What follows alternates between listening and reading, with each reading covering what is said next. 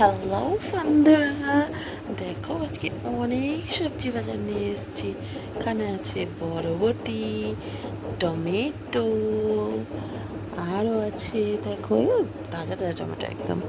এখানে আছে পটল, ফ্রেশ পটল, আর এদিকে আছে কাঁচা লঙ্কা।